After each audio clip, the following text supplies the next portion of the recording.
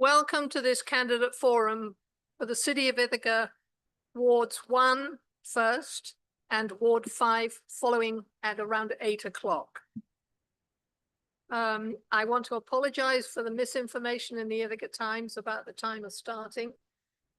I was truly impressed that they printed the entire press release, and do apologize. The League of Women Voters is proud to be a non-partisan organization, neither supporting nor opposing candidates or political parties at any level of government, but always working on vital issues of concern to members of the League and the public. This, of course, includes elections, and in particular this year, local elections. The League does take action to support or oppose specific governmental policies based on positions developed through member study and agreement. And we don't make agreement on a 51-49 vote. We come to consensus over a considerable amount of time and effort. We're pleased to be here tonight, giving you the opportunity to ask the candidates questions about issues that concern you. We have already received some questions digitally, and a lot have been handed in this evening. There are additional cards on the table as you come in. If during the evening you want to ask another question, go and get a card and then make sure that Janie or Esther sees you and give them the card. Just please write them legibly. Questions that are abusive or for only one candidate will not be asked. We ask you to be respectful of each other and the candidates at all times, and to refrain from applause or heckling at any time. Please turn off all your cell phones, which I've got to do, and recording devices. The League of Women Voters is live streaming this event. Thank you to Ted Crane. And a recording of the event will be available on YouTube via our website tomorrow.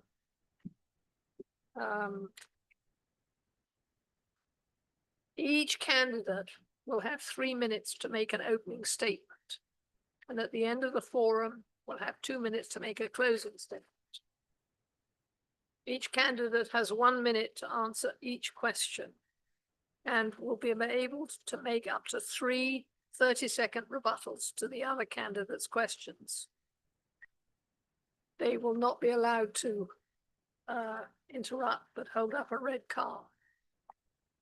And now I would like to introduce our candidates to you for Ward 1. And I apologize first to Jorge, because his name is on his label as George Defendi, but on the ballot his name will be Jorge Defendi. So George on my left, Leon Holden in the middle, and then Alejandro Santana at the far end. Opening statements. Jorge, Alejandro will make the first opening statement, and he will make the first closing statement. Leon will make the second opening statement and the second closing statement. And Jorge will make the third closing statement, opening statement and closing statement. And then we rotate through the questions. And Jorge asks the first question first, followed by Leon and then Alejandro. And then for the second question, Alejandro will start, then Jorge, then Leon, and so on through. Okay, so now over to our candidates.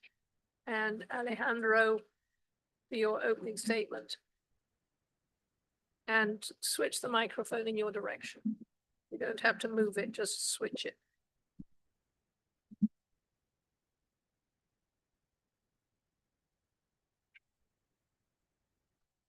Um, every journey begins with a single step, and mine was no different. My decision to run for the Common Council comes from personal experience and a deep commitment to my community. As you know, local government plays a role in our lives, influencing everything from our neighborhoods to the quality of life. The Fair Work is a diverse community and rich in history, hold a special place in my heart. We care for each other, we are willing to unite, support each other, and pursue common goals. Our local government no longer reflects the diverse voices and needs of our citizens. I realize, I realize a strong urge within me to take action, to make a difference for our neighbors from West Hill to North Side to South Side to Southwest to Spencer Road. I want to improve the life of all residents in the first ward. I want to give back to the community that helped me grow in many different levels. Having witnessed at firsthand the obstacles many of you face when 40% of renters in Ithaca spend 30% of their incomes in housing, we don't need another study. We need actions. One size fits all isn't going to get us there. Each neighborhood in the first ward has a unique identity and challenges. 60% of residents support expanding the public transportation to increase accessibility for everyone. This could greatly enhance the community life. At a local equity and inclusion gathering, I hear stories about systematic barriers that resonate deeply within me. That gathering ignited a very determination to advocate for a meaningful challenge. I attend town halls meetings, one-on-one conversation, coffee hours, neighborhood associations, connecting with local leaders and activists and residents to help me understand the diverse challenge they face through collaboration. And I built a coalition passionate about improving our community. My commitment to transparency in governance is vital. It is at the core of my moral compass. Governance has to start with transparency, to deal with complexities, to make decisions to fit our community. Boilerplate solutions won't do. I hold deep gratitude to the opportunity and experience to have guided me. Together, we can work toward a more inclusive, responsive local government that truly reflects the values and needs of the Ithaca community. I'm eager to serve your representative as your partner building in the future.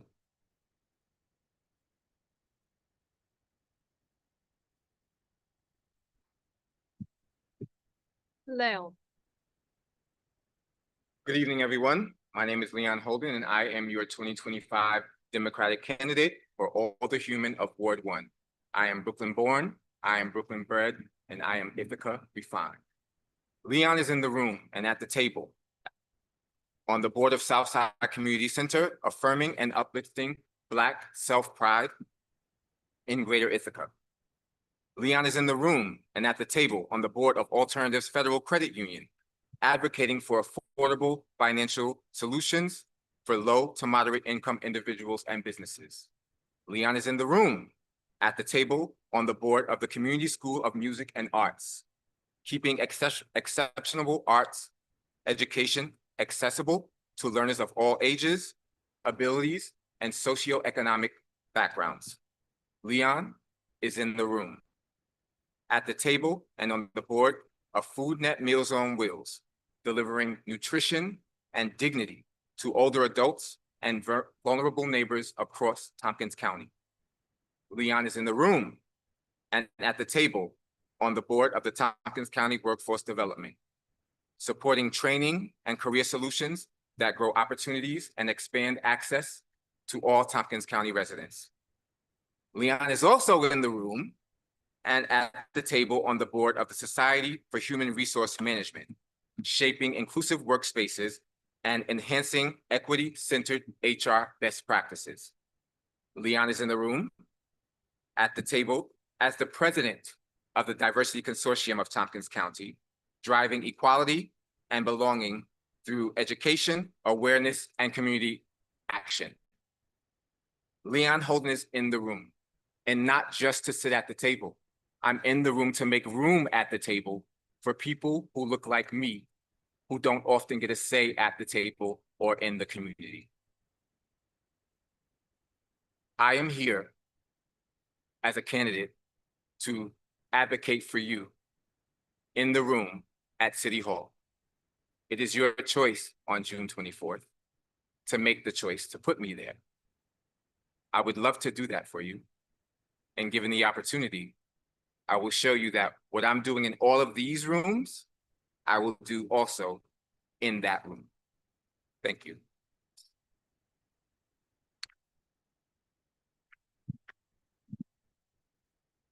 Jorge.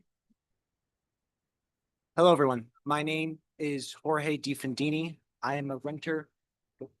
I'm a renter living on West Green Street with my partner. I'm the nonprofit director for a workplace health and safety organization, and I'm a progressive candidate running to represent you, First Ward on Ithaca's Common Council. When I first moved to Ithaca almost 10 years ago, I've worn multiple hats since I've been here.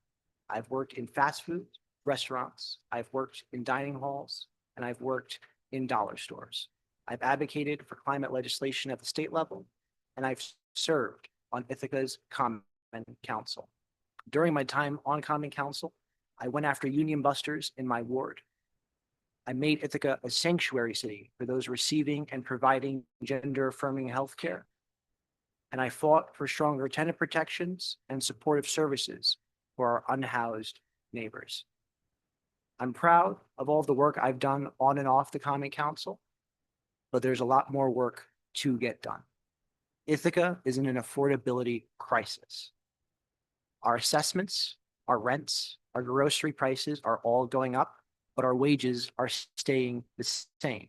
Taxes continue to rise, but our roads and sidewalks aren't getting fixed any faster. We're passing progressive reforms, but they're remaining in gridlock without any action or progress. Meanwhile, the Trump administration is attacking our city, withholding federal funds, and threatening local electeds with jail time. That's why I'm running, because what we need now more than ever is action on the local level. What we do on the local level matters now more than ever. We need a fighter who is not going to settle for another working group or another year-long study, but who is going to organize the council and our community to get legislation passed and to get it implemented. That's what I'm fighting for. I'm fighting to make the minimum wage a livable wage, to make just cause legislation law of the land so that we don't have unjust firings with no notice. I'm fighting to stabilize rents in apartment complexes like West Village and Chestnut Apartments. And I'm fighting to rezone our city so that we can keep our neighbors in our homes and let them age with grace. I know that we could accomplish these lofty goals because if you elect me, you are electing a whole organized movement to City Hall. I'm proud to be endorsed by multiple labor unions, community organizations, and the representatives for this ward on the county and city level. I know that together we can make our city affordable and stable for all of us. Thank you.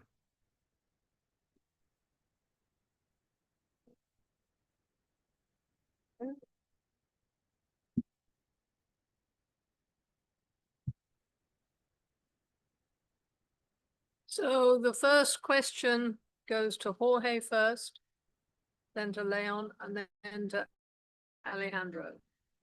Do you want to be a council, an alderperson to represent your own interests or your constituents if they're not the same interests?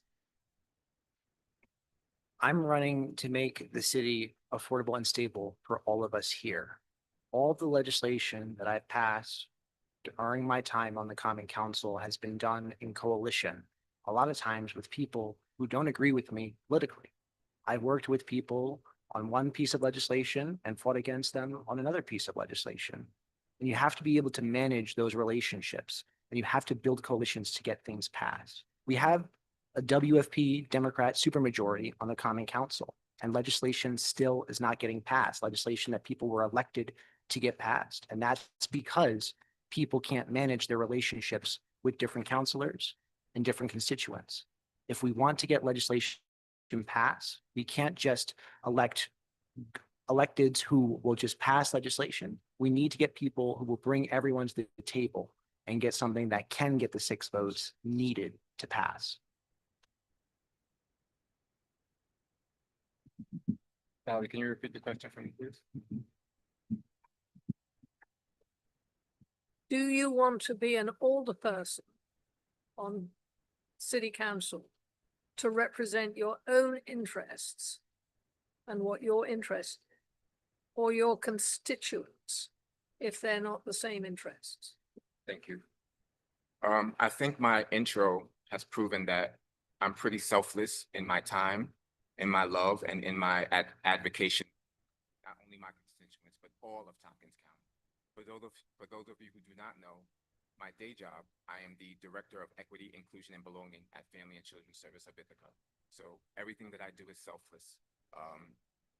If you want to see me in action, you want to know what I'm about, I encourage you to join me on June 29th at South Hill Cider, where we are coming to action. We have done several of these. South Hill Cider reached out to the Diversity Consortium of Tompkins County because they wanted to partner with us to bring action and see what we're going to do. The theme of those events is called What's Next Ithaca, because we are trying to figure out what we are doing next Ithaca.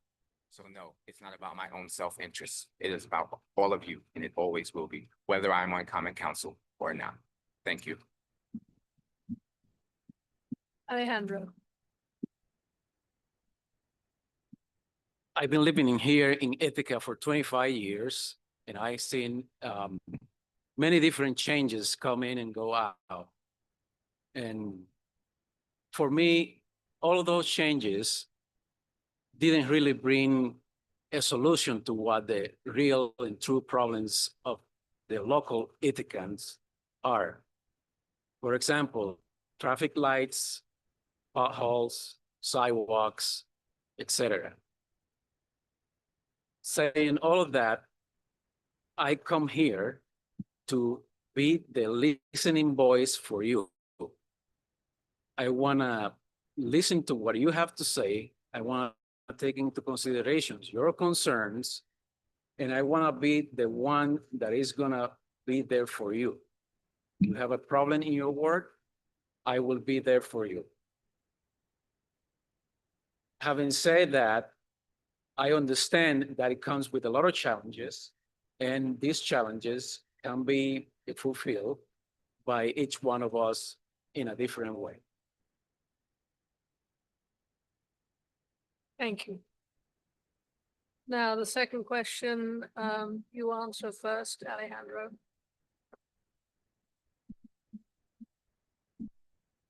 What are your thoughts about the effects of a 100-bed homeless shelter on Cherry Street? I think it has been not very well managed, and more work needs to go toward that particular building because the police goes there pretty much every single day. And the same thing with the other development over at the on top of the parking lot. So I strongly think that a better management and not overreaching the boundaries of how much we can do to support that, it would be the good thing to do for that particular building and for that particular scenario. And we do need to take care of the homelessness people, and we need to take care of the people that really needs the help and they need the mental health. But we need to attach that to mental health and not just a single apartment block in there. If you want to adjust, I want to clarify that it's the proposed homeless shelter on Cherry Street. Okay. How do you think? Listing. Proposed. Homeless shelter. Will affect the listing. So the question refers to the proposed homeless shelter on Cherry Street. I'm sorry, I didn't make that clear. You have another 30 seconds to address specifically the new shelter that's proposed on Cherry Street.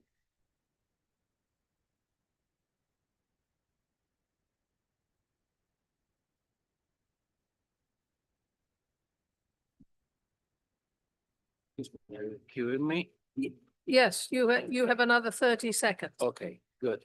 I understand that, homelessness is an important thing that we all need to be taken care of. And more now in Ithaca. And I propose of that magnitude, it really need to be a study, and we need to really have the funding to accomplish that.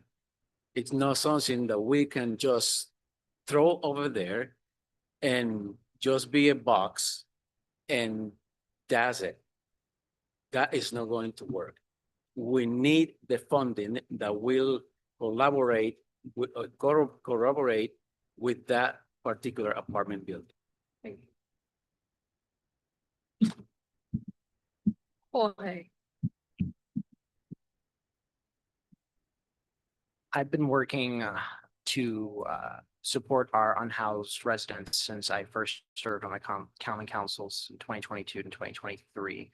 And I worked on a working group to address the unhoused encampments that we've had. And it was very revealing to me that we need to be working in collaboration with the county and getting creative with our solutions, because a homeless shelter proposed by the county legislature, as is proposed, has a lot of problems and inefficiencies that result from the limitations of DSS and those limitations that let so many people fall through the cracks, people who are on a registry, people who have these addictions. We have to work with regional and local nonprofits and collaborators to get more funding, to secure more supportive services, and create a low barrier shelter, not just a shelter for the sake of doing stuff. We don't need another working group to decide this. We need to bring people to the table to discuss how exactly we're going to get sure everyone is in that homeless shelter taken care of. Leon. So if I'm hearing correctly, you just want to know what my opinion is on the proposed 100-bed homeless shelter on Cherry Street. Of the proposed 100-bed homeless shelter on Cherry Street will be to the west side. So first of all, I want to thank my opponent for, I do not appreciate the word homeless because it indignifies the humans. I prefer housing challenged or unhoused is great. Personally, I think 100 beds is not enough. I live downtown, and so I see the effects of the unhoused, and some of those are by their own choice, and some of them are forced on them. And so I feel like if we come together as a community and get them what we need, I work for a mental health and wellness facility every single day. And so I know that you can't just put folks in a place and expect that to be the solution. We have to think of it in a well-rounded way, how we can approach it from a mental health state, from getting them what they need, and also providing a place for them to feel dignified and a shelter where they can lay warm at night. And so I'm here for it. Thank you. Now, the next question you're answering first, Leon. What do you think would be the best thing Ithaca / Ward 1 can do for itself? What is your #1 priority for Ward 1? That's a great question. Ward 1 could use a lot of things, right? But I think the #1 thing that Ward 1 needs is an alderhuman that knows everything about everyone, all of their constituents, and I know that's impossible, to know everything about every constituent in Ward 1. But what you need to do is you need someone who's very personable. And I think that person is me. You need to be able to get out amongst the people and figure out what they need, bring them together, whether that is block parties. And I know these things might sound trivial, but these are the things that are important. People need to feel like their voice is heard, and that what matters to them also matters to you. And that when you show up at City Hall, you are advocating for them and not just there because you want to say, hey, I'm the older human of Ward 1, and that's the role that I have. So I think they need an older human. I think we need in Ward 1, an older human that represents all of us.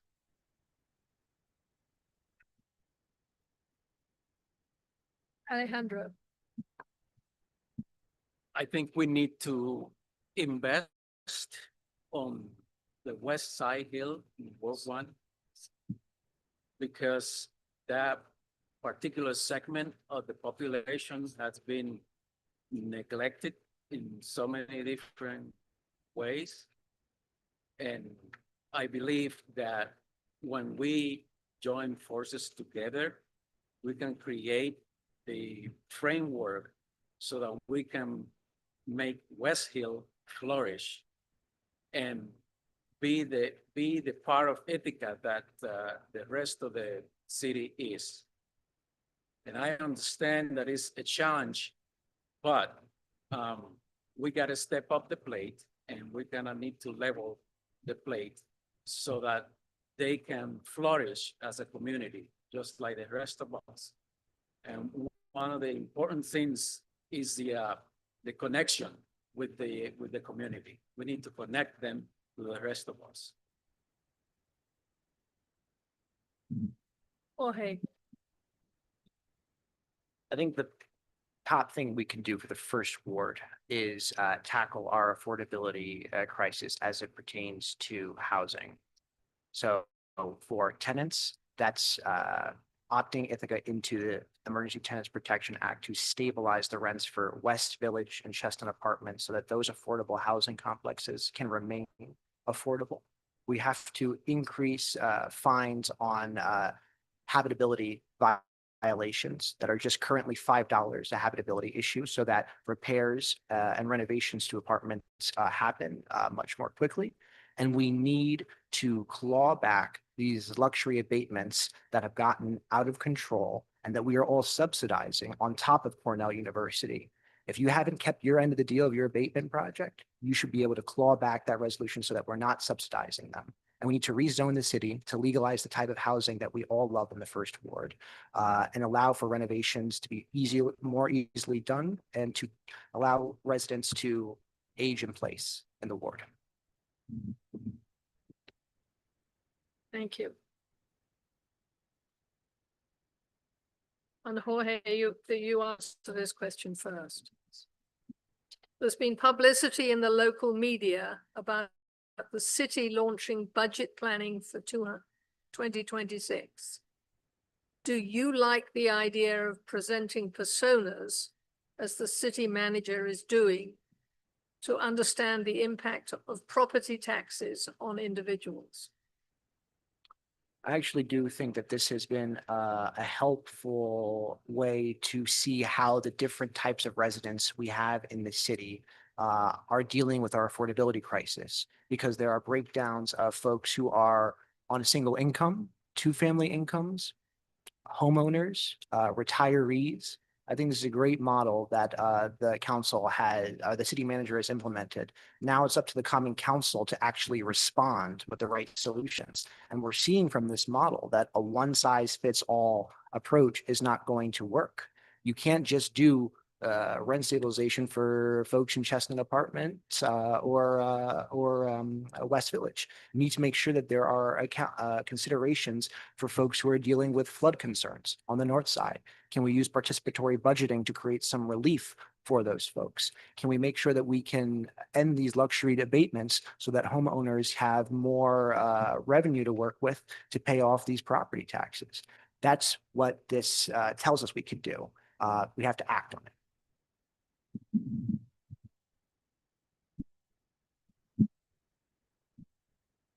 So I think that all models should be considered when we are moving forward in the community, especially with the new administration. And as Jorge mentioned earlier in his introduction, all of the defunding that is happening, we need to think outside of the box a little bit and not just automatically say that something is not going to work before we've even given it a chance.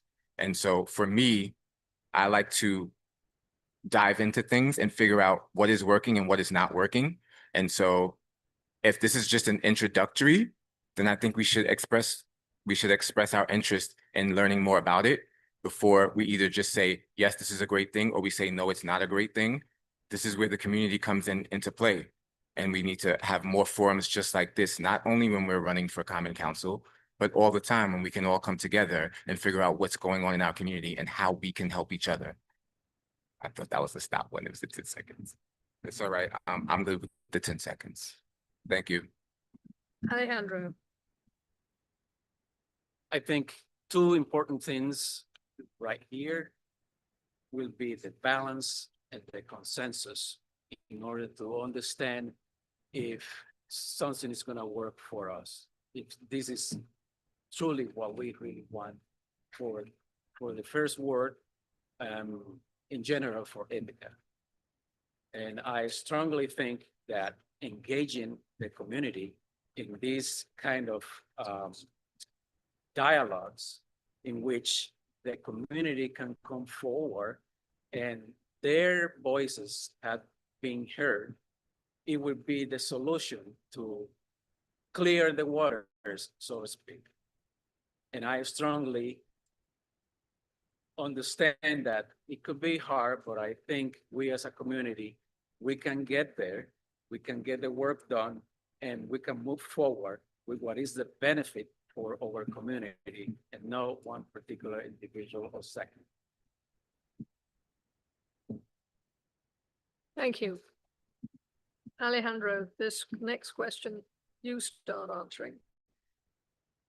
How important do you think it is for city alderpersons to work closely with the county on issues which affect the whole community and not just the city, such as criminal justice, homelessness, and law enforcement? For me, it is a priority, and I think it's a very important thing that we have that connection with the upper level of the government, and we can establish a really good relationship in which we all know exactly what the upper level is doing and how the lower level or the middle level will react to this particular problem or scenarios or situations. And I strongly believe that we can bring a balance between the two of them, and that balance can bring us to a better life here in Ithaca. And that way we will be in a better position to take into consideration the different aspects of how to deal and with the problems that are facing us locally, and the same at the state and level.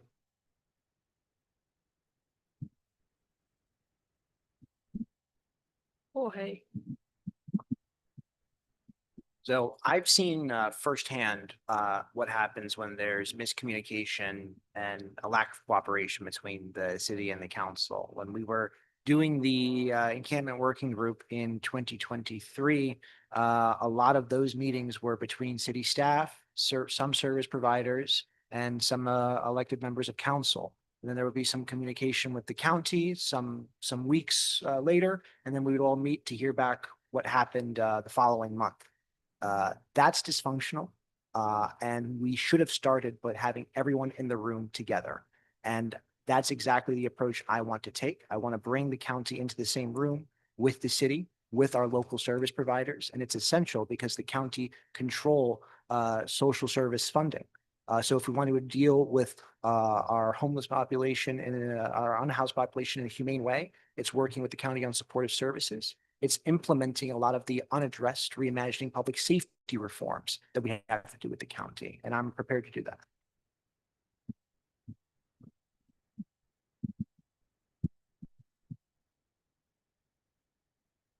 Fortunately for me, I am a board member on the Tompkins County Workforce Development Board. And so I work very closely with the county on a monthly basis. I am in that room every single month. And we talk about all of the problems or all of the issues and concerns that face Tompkins County residents and the like.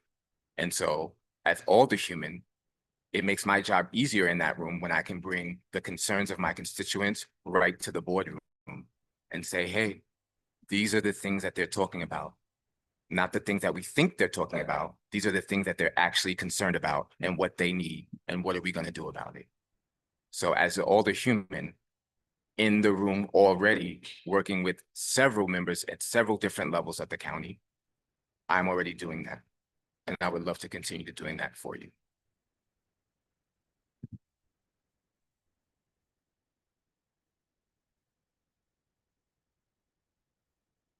So the next question is asked first by you, Leon, I think.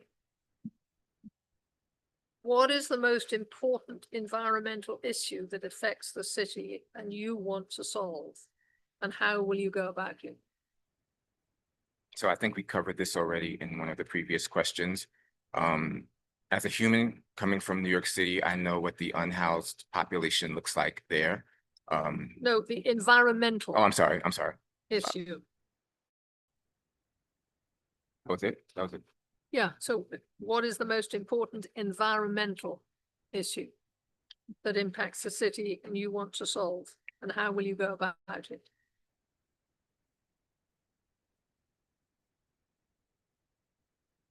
That's a really good question. And it's something that I haven't really contemplated. And so I don't want to just give you all an answer that's not correct. As a new alderhuman, I can go into that room and figure out what we need and what is going on.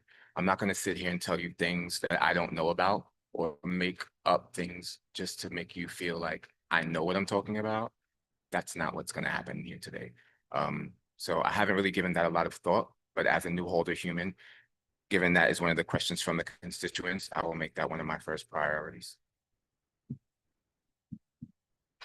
Alejandro. I think I will say I have two. And the first one will be the squeaky clean car wash noise that have to be dealt with. And the second one will be the flood management of the waters.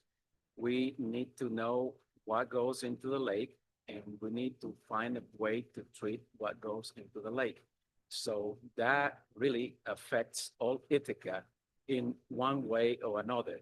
And I strongly will go and try to figure it out. What is it that we need to do in order to accomplish that environmental accomplishment?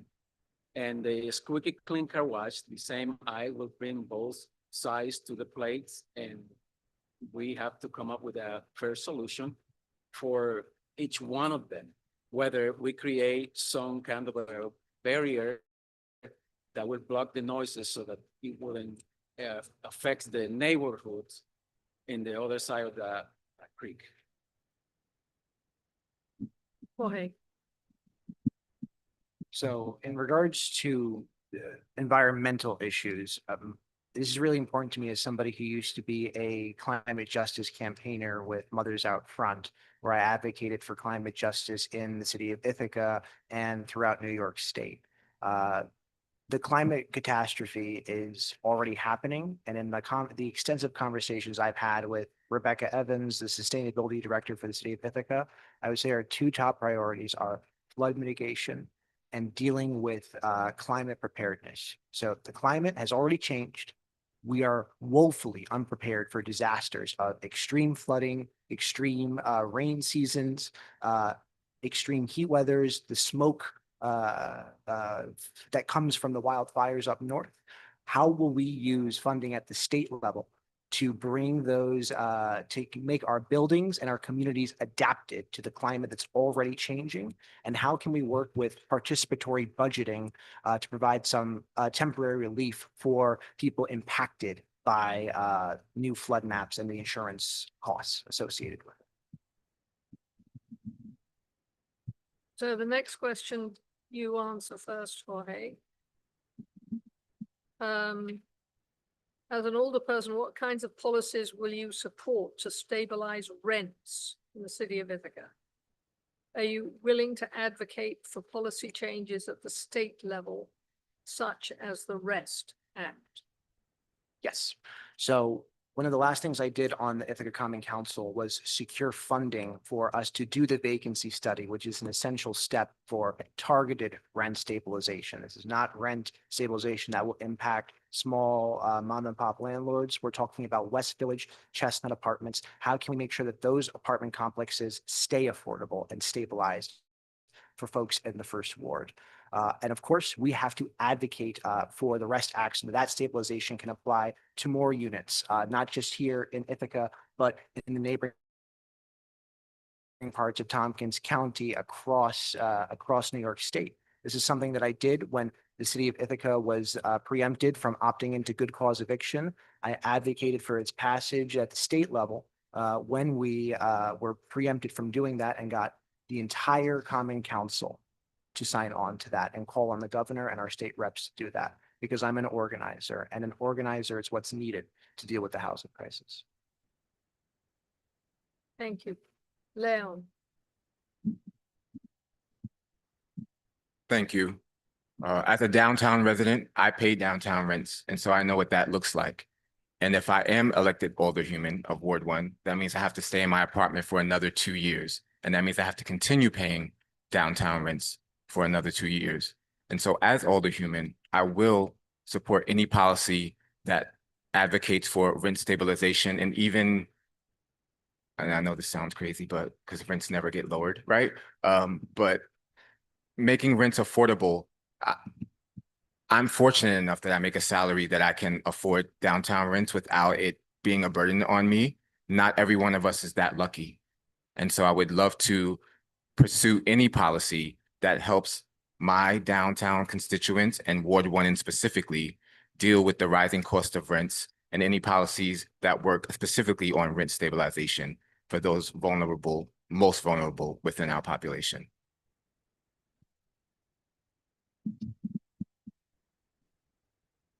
I think we have to stabilize before we can get to the rent stabilization. We have to stabilize the taxes.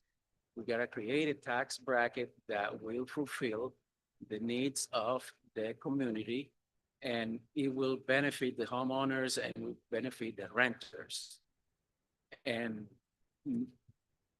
I'm saying that because by lowering the taxes, that burden won't be passed to the renters as they are right now and today. So I strongly feel that tackling the taxes and lowering the taxes for the renters and for the homeowners, that will greatly improve the lives of those who rent apartments and those who rent a house and those that live in Ithaca with one salary.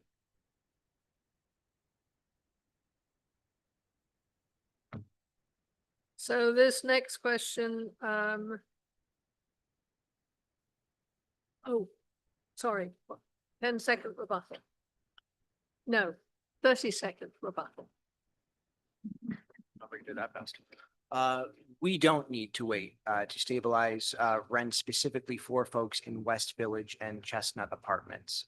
We absolutely can do that now. There's legislation that we can opt into. This is not going to hurt any small mom and pop landlords in our community. It's not, in fact, it will create a great number of relief for the working class tenants who make our city possible and who pay their city taxes here. And we can chew gum and walk at the same time. We can rezone our city, we can end these luxury tax abatements, and we can stabilize the rent so that everyone enjoys more affordability and stability in the ward, not just the people who can afford it. So I'm combining a couple of questions here. What are your, oh, and this, the first person on this one is, now I've lost track. I went first last. So you went first last, so it's Jorge, you go first this time. What are your thoughts on how to make housing more affordable for working families and the middle class? Number one. Do you believe that the city of Ithaca's tax rate should be lowered? What will you do to achieve this goal at the same time that you're making housing more affordable for the working class? Minute for the whole thing. For the whole thing. Okey-doke. We're running out of time. As I said, we can chew gum and walk at the same time. So we can focus on treating this issue as a affordability issue.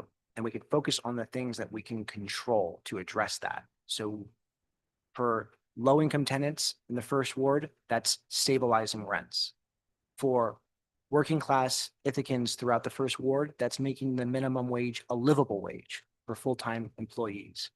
That's going to create more affordability. We have to rezone the city so that we can build more types of housing for more types of people, so that we don't just have single-family homes that make it really difficult for more people to live in the city and a smaller tax base.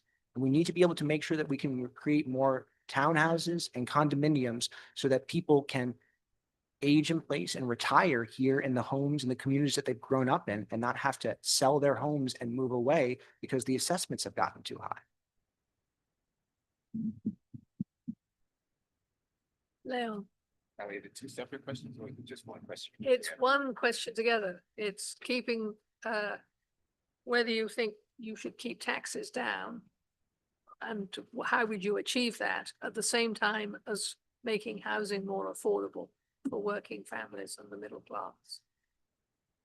Well, I've never been an alderhuman for any ward in Ithaca, so I am probably right when I say this, but alderhumans don't control whether the taxes go up or down. All we can do is advocate for the humans who are paying those taxes. As a renter, my landlord may pay taxes and through my rent that's what happens.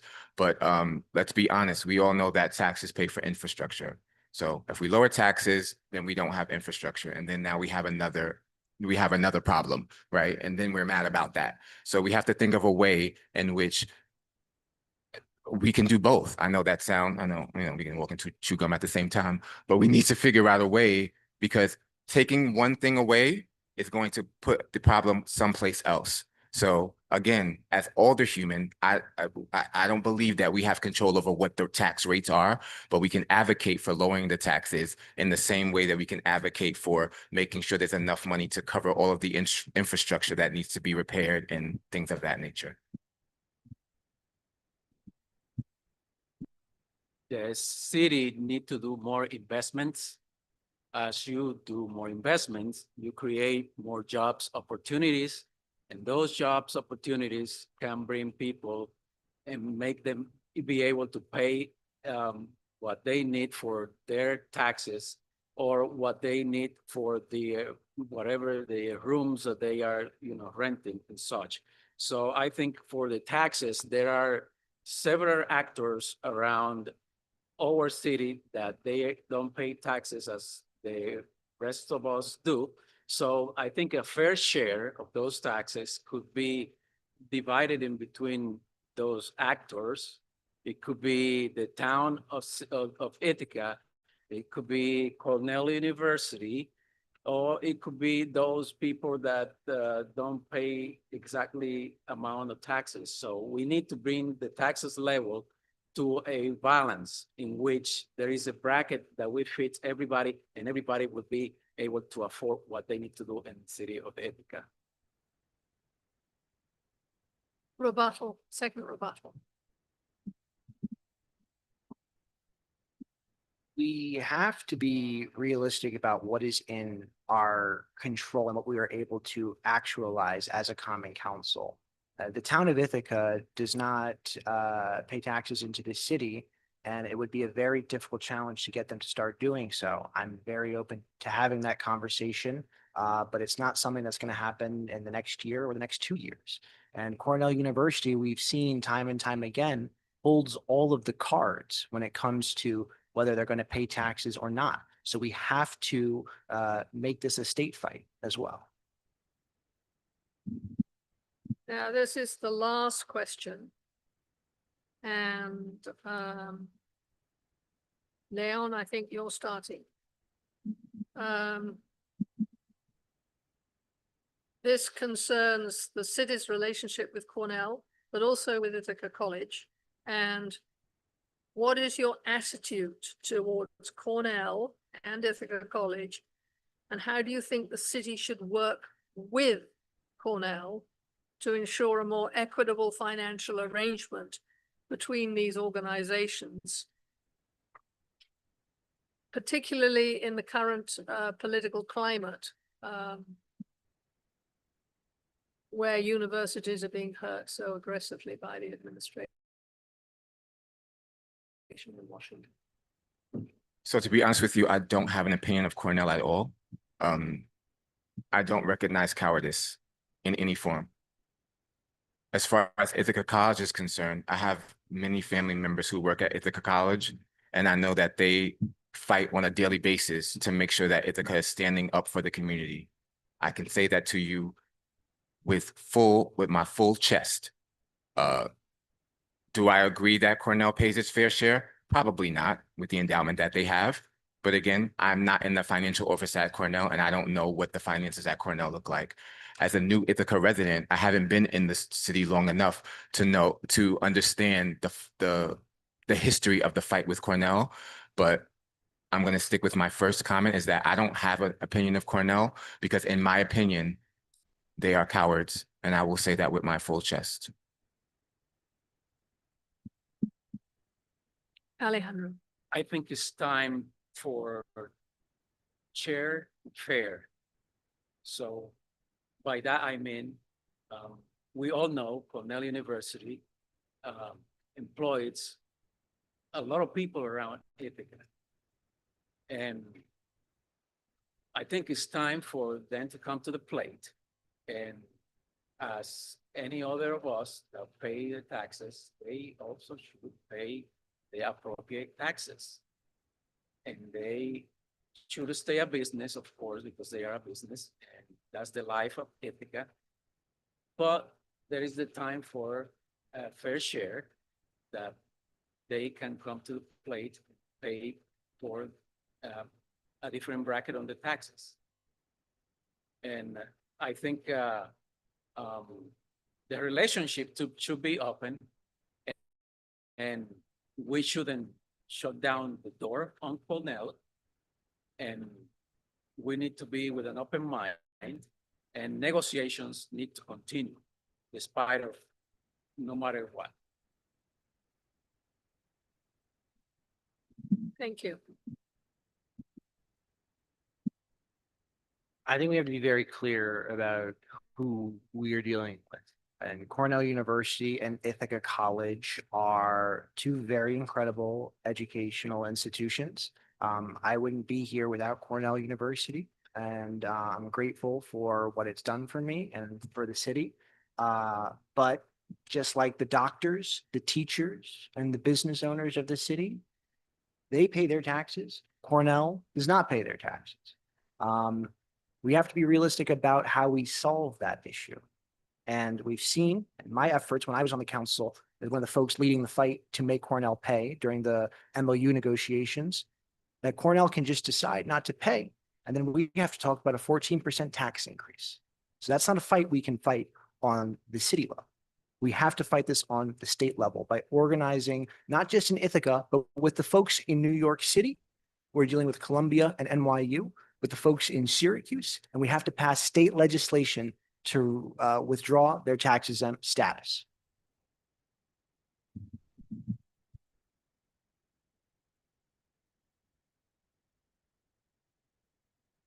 That's, yeah, okay. So now we go to closing statements.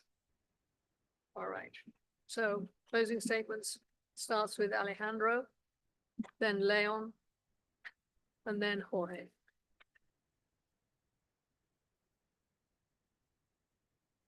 Thank you for the opportunity and the privilege to be with you tonight. I'm committed to bring our work hope, balance, and resort. I bring a unique blend of life experiences from dishwasher to construction worker, to owning a small business, to leadership, and willingness to be cause in what matters to you. More of the same political ideology and grandiose promises is not who I am. I'm for speaking for and delivering on the needs of the folks around here in the first ward, from West Hill to North Side to South Side to the Southwest to Spencer Road.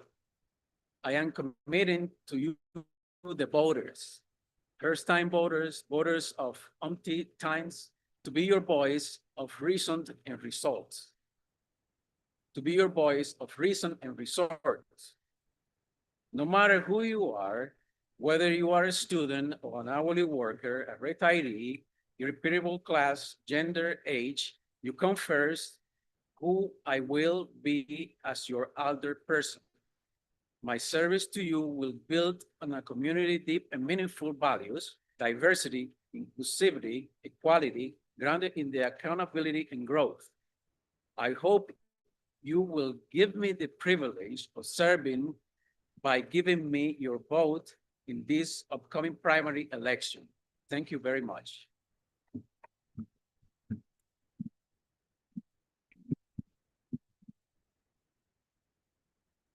I know that I may not campaign in the way that other people want me to or they think I should. I'm gonna ask you a question. Have you ever seen a Chinese food commercial? Have you ever seen a Lamborghini commercial?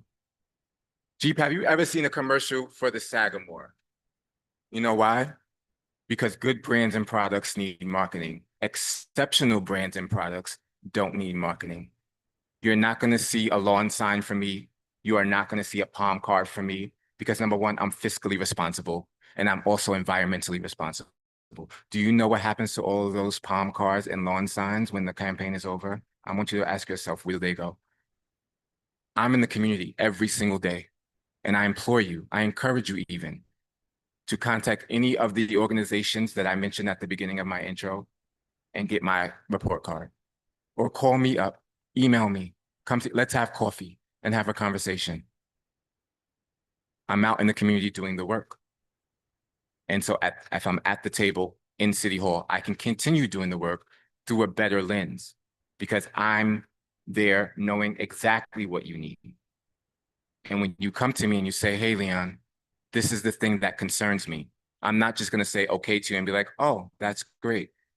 It's gonna bother me. It's gonna make me probably lose sleep at night because I'm gonna try to figure out a way to make it happen for you. That's not to say that I can do everything that you're gonna ask me to do, but that's to say I'm gonna give it the utmost respect and I'm going to make the utmost attempt to make that happen. Thank you all for being here tonight, and I'm so glad to have spent this time with you, and I hope to see you soon.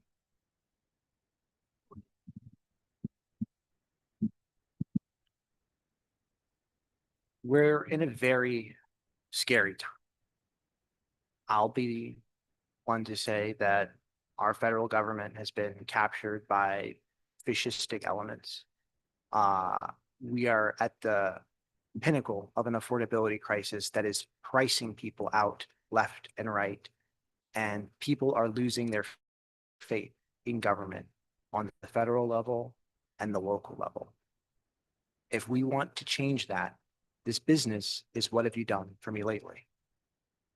We need to take drastic action to get legislation passed to stabilize the affordability crisis in our city, to stand up to bullies, whether they're Cornell University or Donald Trump and Elon Musk. We need to make sure that we're standing with our neighbors on the picket lines, in the protests, in town halls, wherever we're needed. As a common councilor, you are a leader in the city, even if we are part-time. You need to use your platform to bring people together to win the fights that one person alone can't win.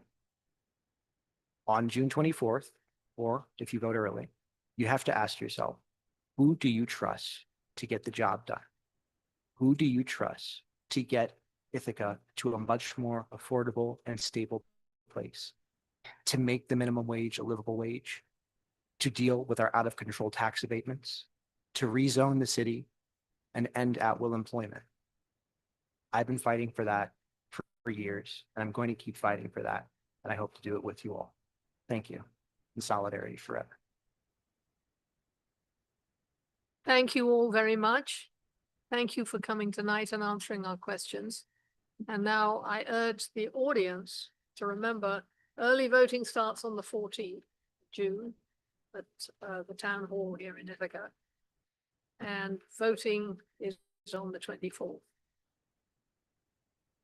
Voting for the candidate of your choice is really important. So don't skip because you think a Democrat's going to win anyway. It's important that you make your choice and you vote. And one of the things that I failed to do at the beginning of this meeting was to thank Chia for doing all the work.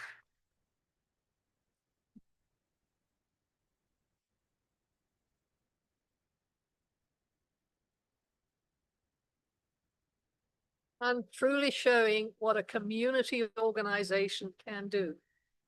GIAC truly is the Greater Ithaca Activity Center. So thank you, Leslie, and all your staff. And we'll have a short break while we change over between these candidates and the candidates for Ward 5. Yeah, sir.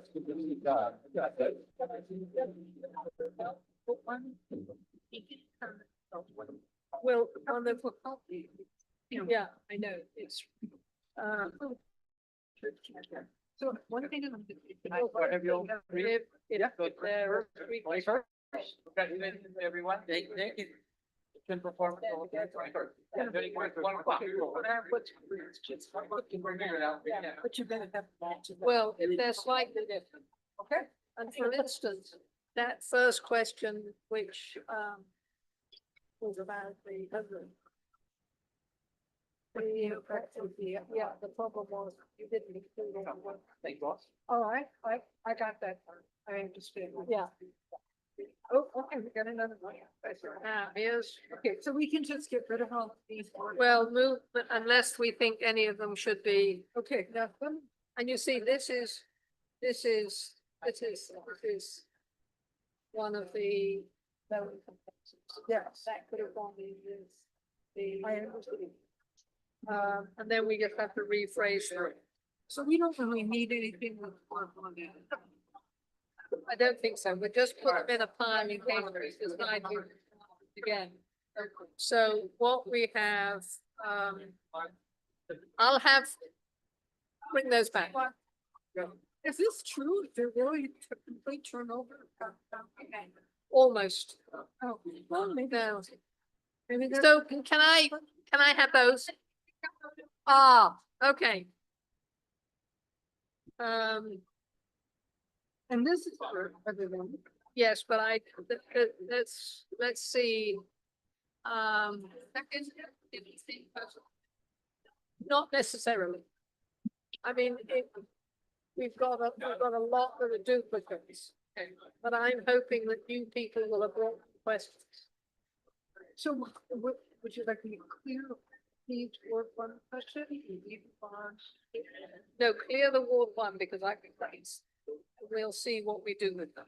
Well, these are for anyone.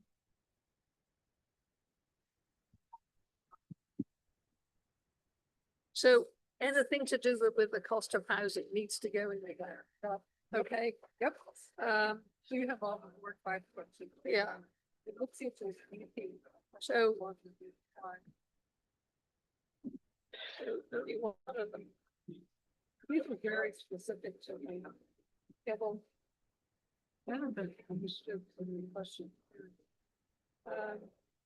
Well, okay, no, that's another one.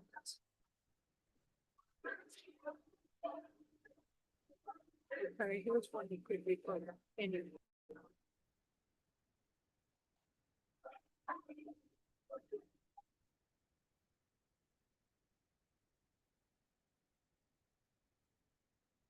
You see, I can see these. You're seeing counties that together.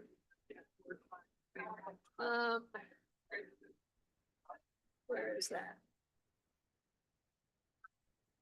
Okay, let's see. Let's see.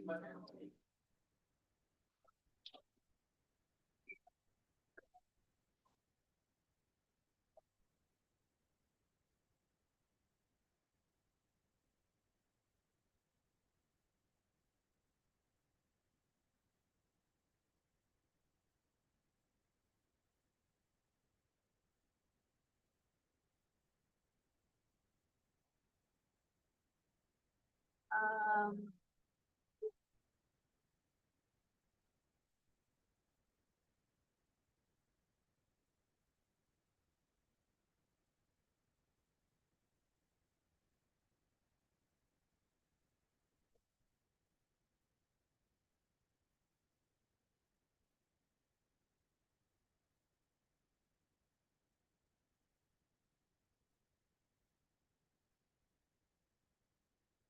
rephrase this one.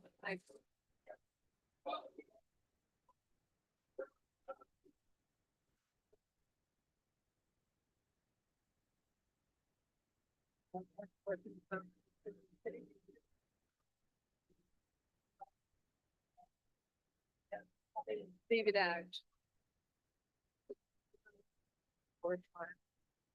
Yeah, hang on.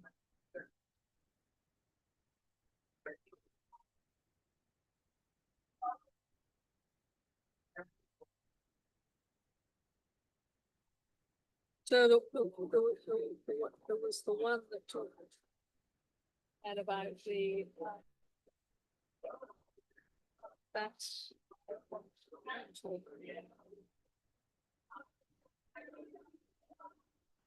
we're gonna have to start. That was this is the warning. Yeah, well, I can't read that, so right, see how it's okay. Here's more enemies about.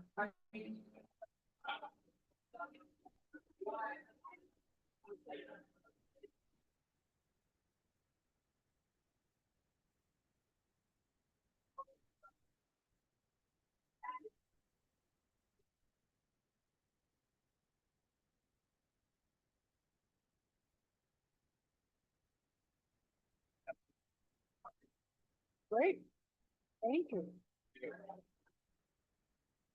Here.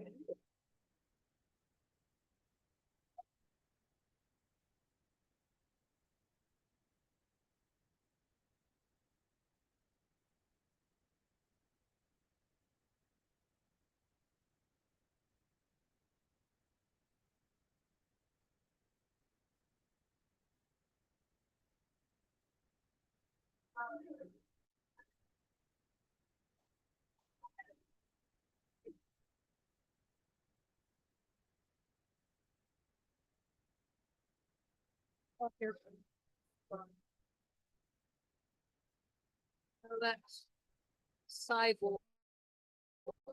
Yep. A lot of people are asking about that. Well, no, I put that on, so it was a generic question. Okay, I'm gonna start. It's just. Well, I will get that.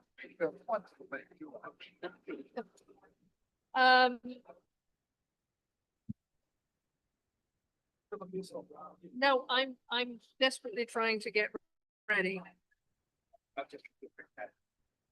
Oh, go on. That's important. You can put them in GP Hannah Deborah.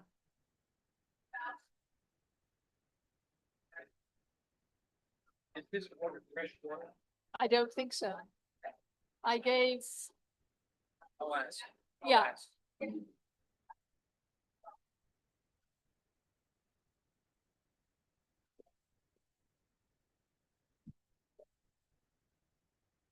Oh, they may be.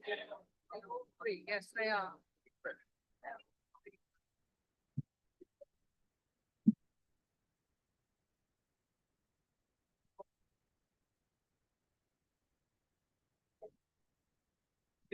Exactly, I was sat last night. Yeah, that's crazy.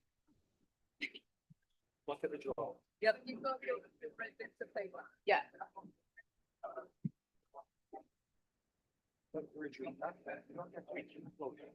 Try to. Yeah.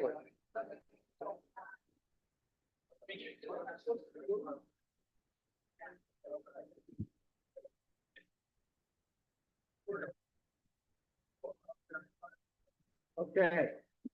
You ready? Excited? Yeah. My phone. Hello, we're going to try starting off now. If you'd like to come and sit down. Start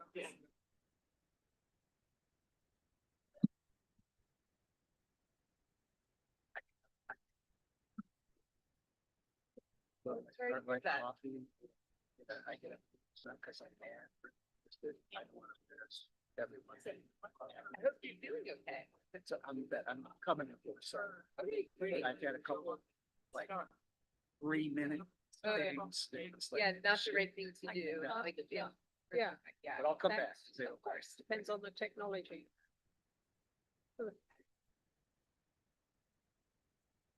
Yeah, cool. So we're going to start now, if you'd like to sit down.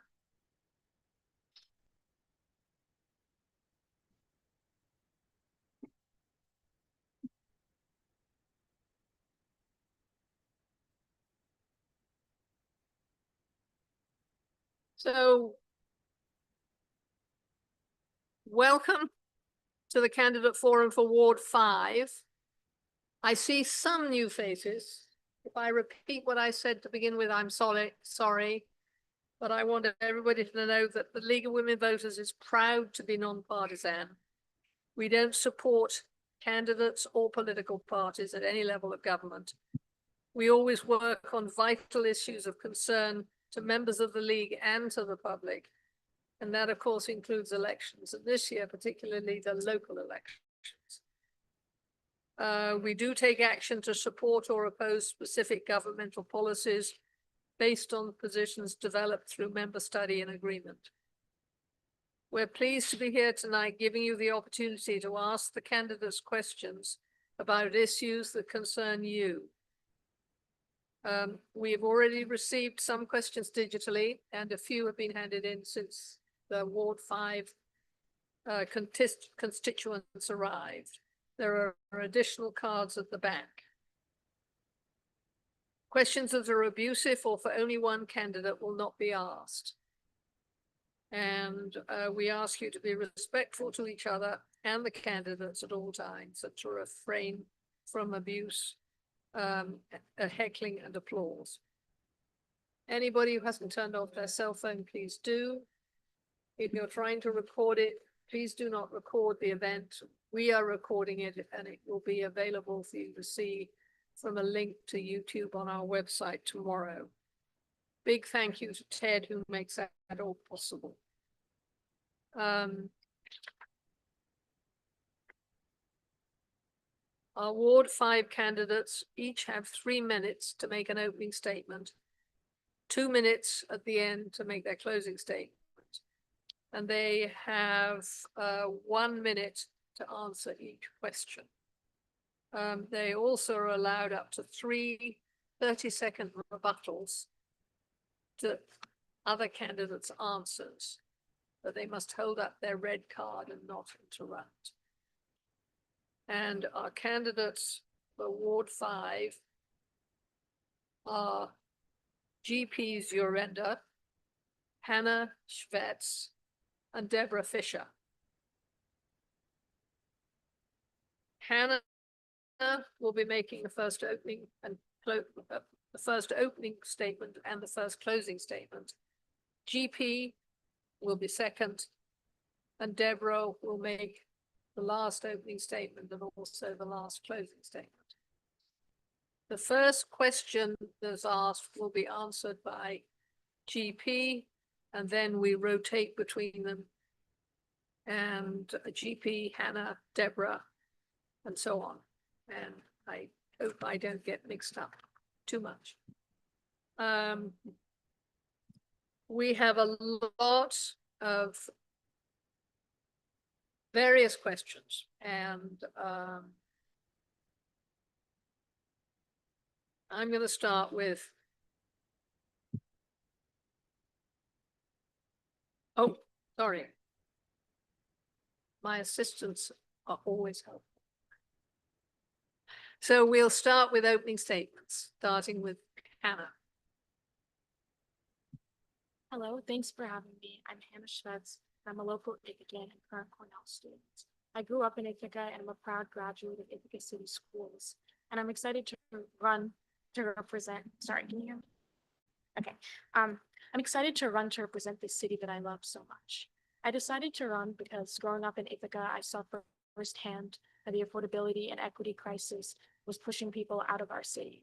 I saw my teachers leaving in the middle of the year because they could not afford to live in the city that they taught in. I saw friends and neighbors being fired without cause. I saw how Ithaca continued to promise a transition to green energy and sustainability did not follow through. And I'm running to address these problems. So the things that I'm running on are, above all, making Ithaca affordable and equitable for everyone. And that means addressing the housing crisis, first of all. So I believe in expanding housing and making it possible for people to live in all sorts of housing. So making tenants be able to afford their rent with rent stabilization, but also addressing high taxes by building more dense housing and increasing the amount of people paying taxes, which lowers the burden on every individual person. And I'm also going to be fighting to expand TCAP. I know firsthand what it's like to wait for the bus and be late to school and work because of it, because TCAP really only services downtown, College Town, and Cornell campus. And much of Ward 5 is neglected by the buses. And I want to expand that and make sure that buses are running regularly and reliably, which we can do as city elder people. So that's something that I'm fighting for. I also am running because I don't believe that there's one person who has all the answers. I've been organizing around housing, labor, and environmental issues for several years now as parts of coalitions. But that's really what gives me, I think, the strength that I have as a candidate. I'm going to be fighting with experts, and we're going to be discussing the issues that constituents are facing and addressing those issues together. It's part of a movement, and we really need this right now as the federal government continues to cut social services, go after our most vulnerable neighbors, and only really care about the wealthy. We need a local government that cares about working families. So I'm going to work together with the organizations that have supported me, like the New York Working Families Party and labor unions, environmental groups, and we're going to work to make Ithaca just affordable for everybody. Thank you. Thank you. GP. Thank you. When I decided to run for common council, I had no idea that I framed my thoughts about the office as I'm about to do. I wanted to control costs, improve management, and try to bring down the cost of housing for renters and property owners, and still do. However, the circumstances in which we need to govern have changed in the past few months. The United States is in the midst of a constitutional crisis. The Trump administration is violating the Constitution on a daily basis. It is undermining the judiciary and it's inactive Congress. It has severely damaged our relationships with our allies and strengthened our adversaries. One could say these problems are not the concern of the Common Council. I disagree. What is happening in Washington is going to affect us in many ways. And as I said at the Common Council earlier this year, I support Ithaca remaining a sanctuary city. And we are already paying the price for this position. I believe the price is worth it. We are facing funding cuts and may face other federally enforced consequences that we historically have been out of the question. This being the case, we need a common council that can guide the mayor and city manager to make good decisions on a timely basis. We need a common council that's populated by experienced leaders who have had to make difficult decisions in changing environments. I am well suited to be on the common council in these circumstances. I have years of experience running large, complex organizations in changing environments. I have been brought into organizations that were having problems and asked to figure out what was working and what wasn't and fix it. I am good at dealing with uncertainty and difficult times.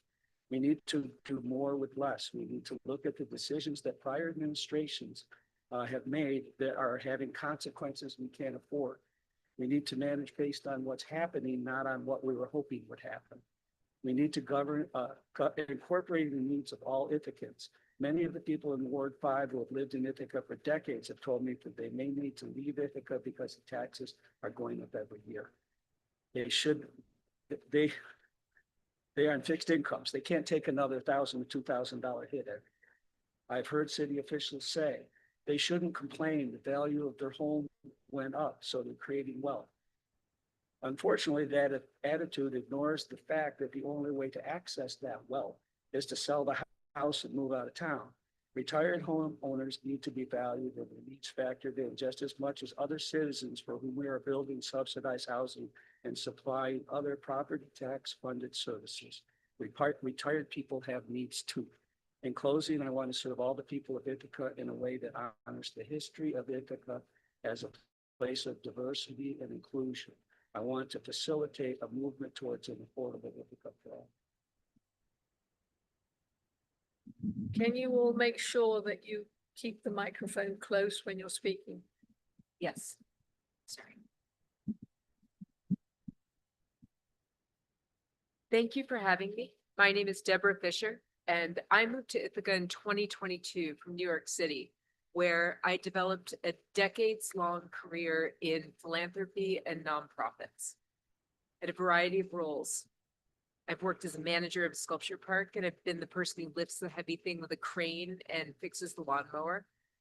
I've advised private family offices and private philanthropy, and I've sat with the real problems and challenges and responsibilities that come with significant wealth, in addition to the opportunities. And I've built a nonprofit from the ground up. Until 2021, I was the founding executive director of A Blade of Grass, an arts nonprofit working at a national level to support artists who are working deeply in a community to enact a specific progressive social change. In all of this work, I have developed a reputation for being a creative leader who understands systems and processes that institutions do and how to align those processes, systems with the values that everybody in that institution shares. I'm also very good at holding people accountable to outcomes, right, that are based on those shared values. I'm running, whoa, sorry, I skipped ahead. I moved here in 2022 because I wanted to spend more time doing things I love. I have a 5-year-old daughter and I adore her. And I wanted to spend more time focusing on my own spiritual martial arts practice. So I opened an Aikido dojo downtown. My stake in Ithaca is significant. I am a homeowner. I'm a local business owner. My kid is about to enter the school system. I'm running because I want to keep this community safe at a time of real threat. It's personal for Ward 5. The people in Ward 5 are dealing with an affordability crisis that is on a collision course with financial instability because of the Trump administration. And they are working at Cornell and in an emergency meeting all the time because there's a war on higher education. They're facing tremendous instability. Local government can keep us safe. It can be a protective shield. And in order to do that, we need to understand that the scope of that is changing radically, minute by minute. In the face of this, I want to build the capacity of local government, and I want to face this challenge with all of you here. And I want to be able to really step into a brighter future that we grow together. Thank you very much. Thank you. Now you will be answering the first question. I think Chief does. Oh, sorry. Yes, I jumped the line. Yeah, you are. Thank you. There's been publicity in the local media about the city launching its budget planning for 2026. And I assume you know what's in that planning.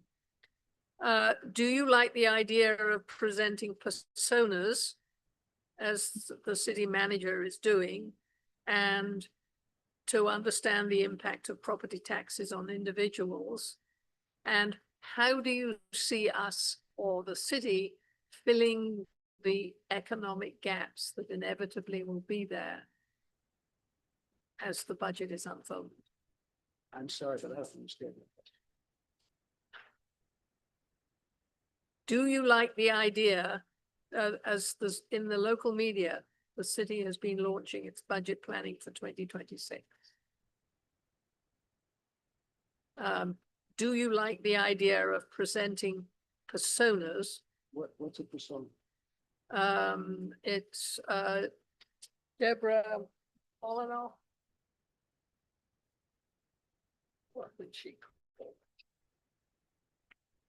It's the category of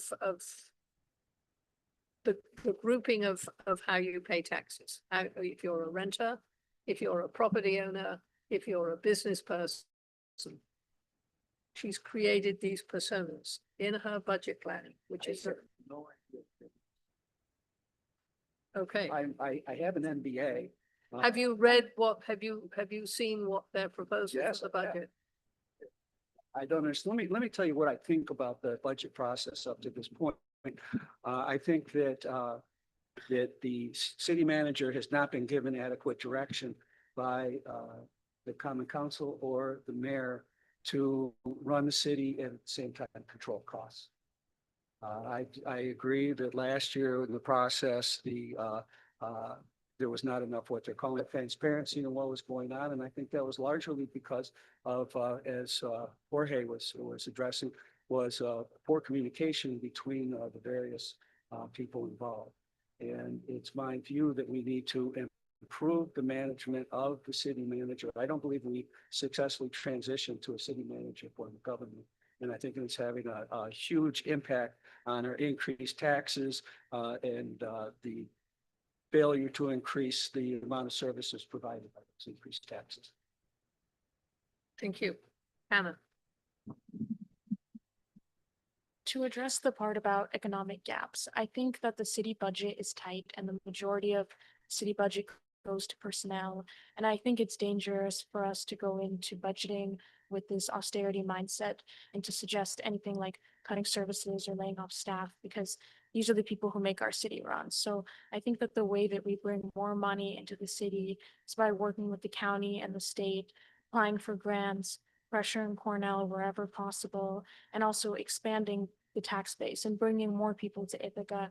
When we put more money into people's pockets, when we increase minimum wage, when we support working people, they can afford to go spend money with local businesses, they can afford to pay higher taxes, and that's what gives the city more money. So I think we need to address it in that way.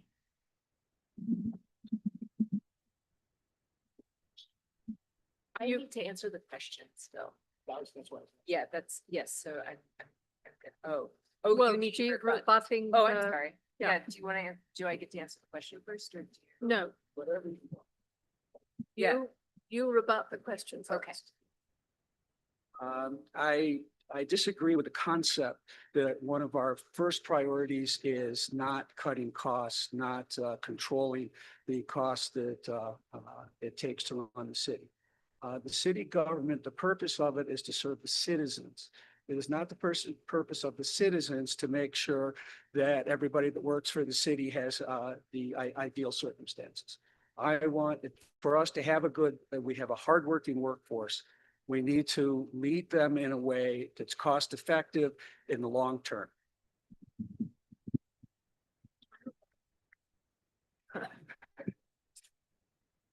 Deborah can go first, and then if you guys think it's Yeah, Yeah. you could rebut that now. okay.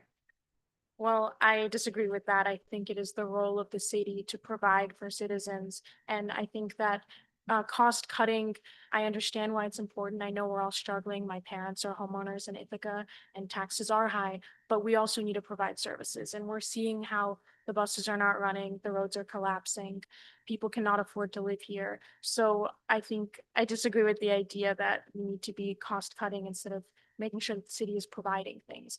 I think we can't promise to cut taxes. That's a promise that a lot of candidates will make. And I'm not going to make that promise, but I will promise that you will get things for the money you're paying. And you will have a city that actually runs, even if that means that, you know, the taxes are, sorry.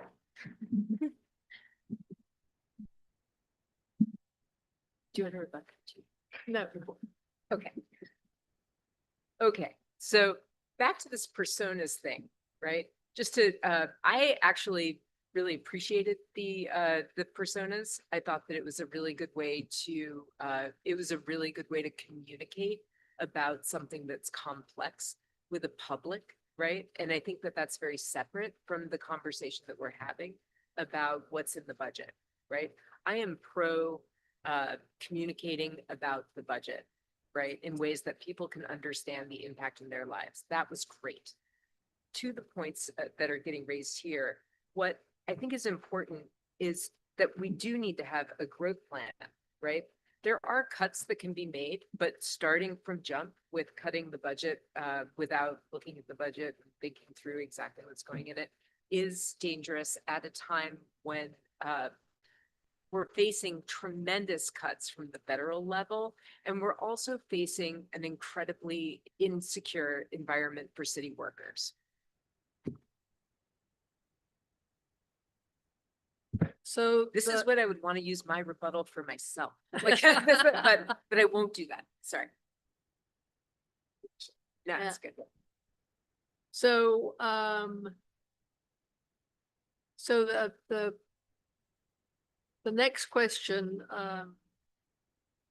is how do you increase affordable housing in Ithaca? A lot of people talk about,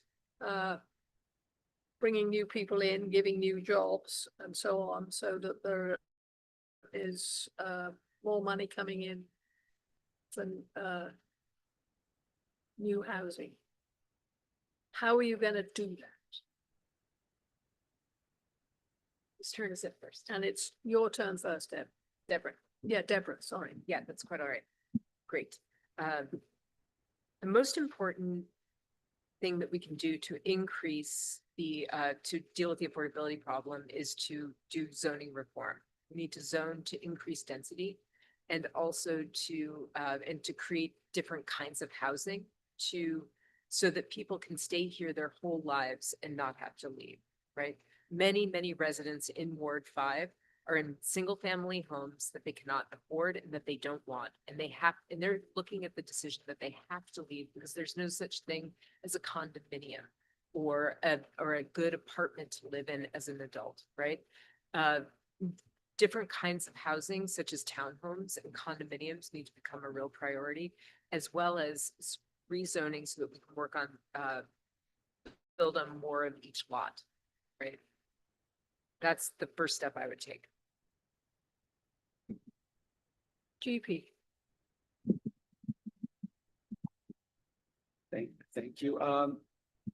One thing I'd like to say in regards to affordable housing overall, because I'm sure it'll come up again, is I grew up in Elmira. I've been here 40 years. If you go down to Elmira, you can buy a lovely home for between $90,000 and $120,000. It would cost $400,000 to $500,000 here. It's supply and demand. There's also the cost of construction.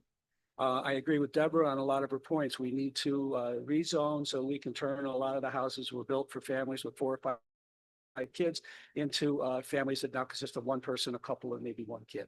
I think that we need to end the abatements for large developers and channel that money that was going for large developers into existing housing. And particularly need to do this if we're going to make the Green New Deal happen, because the Green New Deal makes no economic sense as it's properly currently done. We need to make condos much easier, and we need to make it so that as has been said, people can age in place and everything becomes, we increase capacity.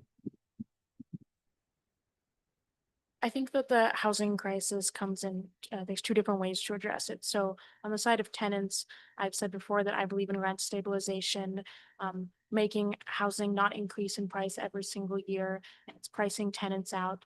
It's making housing too expensive considering the low wages in Ithaca. But regarding zoning, I agree with Deborah. I think we need to make it possible to build different types of housing in Ithaca because not everyone wants to live in a single family home or can live in a single family home. So some of the more affordable and really beautiful homes on Stewart Avenue, for example, which is in Ward 5, are homes that have apartments within them. And that's a great way of making affordable homes that still, look like Ithaca homes and are also working for people in Ithaca. So we need to address both the tenant and homeowner issue. And I think combining zoning with rent stabilization is the way to increase housing supply, but make sure that that does not price people out of Ithaca.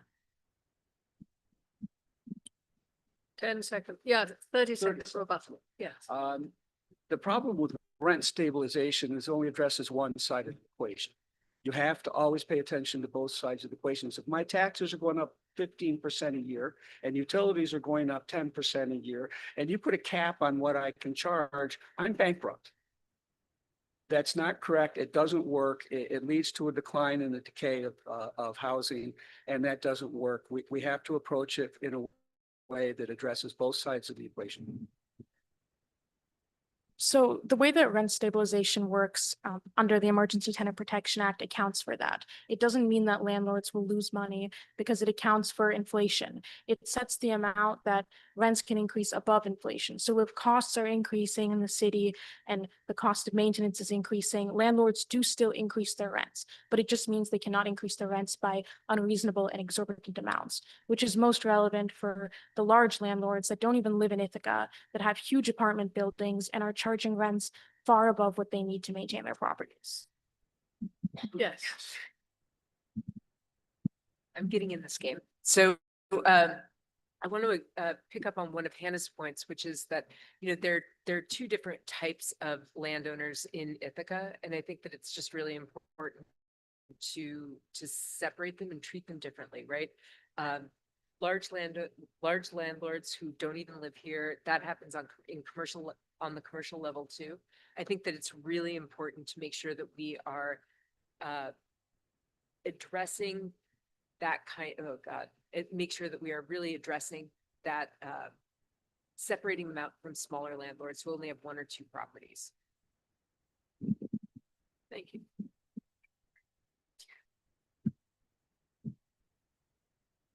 How do you respond to the needs of our student population, many of whom do not vote in Ithaca, but in their home communities? Do you think they should be encouraged to vote here? And how much attention do you pay to their views? Anyway. That's a great question. It's my turn, right? Yes. Okay. That is a great question. And I think it's important to, well, the way that the ward is constructed is that most of the residents in Ward 5 are students who are living in the dorms. The number is very high. And those people count. They need local representation. That becomes more and more important the more things are going sideways at the federal level. It is important, I think, for students to make a clear, conscious choice about their voting, but whether they voted here or in a red state, for example, right, where their vote may be counted more, that they're still our constituents. For that matter, the international students who live here who can't vote at all, like they live in Ward 5 too, and they're threatened as well. It's important to listen to the students that live in Ward 5 and to take what they are saying into account 100%. Thank you. GP.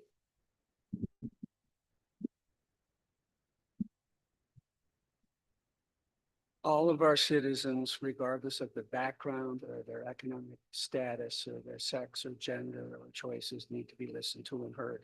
I'm not hearing a lot of comments from students about things that they need from the city government. I would suspect that there's some that are in unsatisfactory housing that needs to be addressed. And I think that the bus issue is a very reasonable one, although a bit more complex. But we need to listen to all of our citizens. We need to be respectful to all of our citizens, and we need to give everybody a chance to hear everything that's going on so that we can input and take care of everybody. Well, as both a student and a local, this question is actually one of the reasons why I'm running, because I think it's important for us to see students and locals as part of the same community, because a lot of people end up staying after they go to Cornell. I mean, I believe went to Cornell and then moved to Ithaca. So They are part of our community, and we need to find ways to bring these two communities together. I've been speaking to students and to homeowners, and they share issues. They're all concerned about affordability. They're all being priced out. Students also can't afford rent the same way that locals can't afford taxes. So I think that we should be encouraging students to come off the Hill, shop in local businesses, vote, and be a part of our community, because they're half of our community. Every time students leave, we lose half of our members, and businesses suffer, and it's bad for the economy, and it's bad for our sense of community. So I think we should be encouraging them to feel like Ithacans, and we should be working to fight the federal government, like Deborah said, and the affordability crisis together.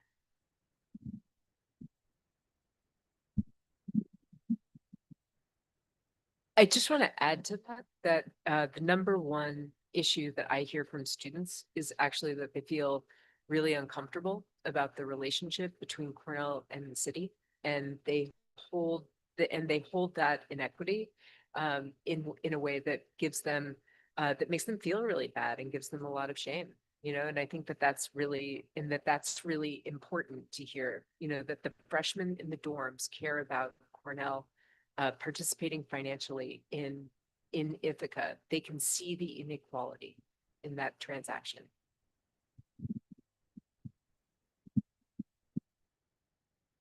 So I think you answer this one first, Hannah.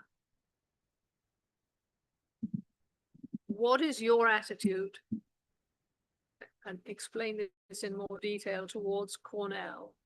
And how do you think the city, and you as an alderperson, if you're elected, should work with Cornell to ensure a more equitable financial arrangement between the two organizations?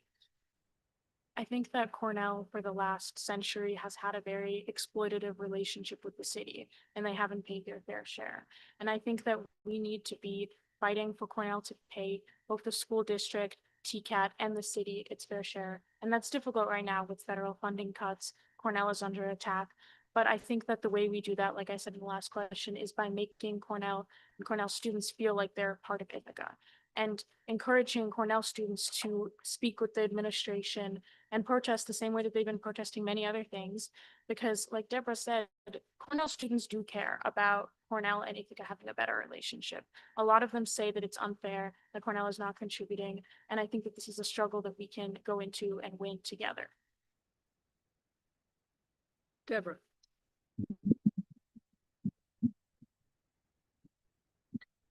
I want to start with a counterfactual. I think it could be helpful to back into this question.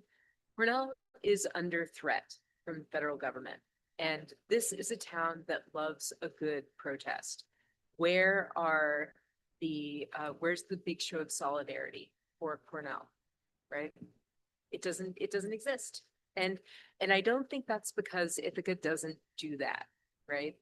Ithaca, the people of Ithaca need Cornell to pay their taxes. Cornell needs help paying their taxes. So do I. That doesn't make them bad. I need help paying my taxes too. I don't pay my taxes because I want to. I pay them because I'm compelled to. For that reason, I support legislation at the state level that puts a cap on property tax exemptions for nonprofits at $100 million. I would put it a little higher so that nonprofits could build wealth, but I think that somewhere in the $500 million range would be very good, and it would put about $2 billion back into the tax rolls here.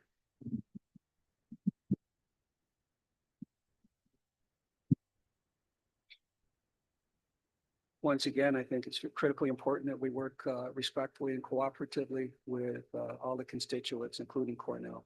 When Cornell and other universities were granted tax exempt status, they did not have secondary businesses that were profit making. They did not have dorms. They did not have cafeterias. They did not have events that raised a lot of money that went into their coffers. That needs to be addressed on the state level, and the secondary businesses need to be taxed. I agree. I don't think now is the time to fight about this with Cornell. I'm inclined to want to work cooperatively rather than fight in general. But one thing I do think is that anybody that works for the city or represents the city in negotiations with Cornell should be barred from going to work for Cornell for the next 5 years after negotiations.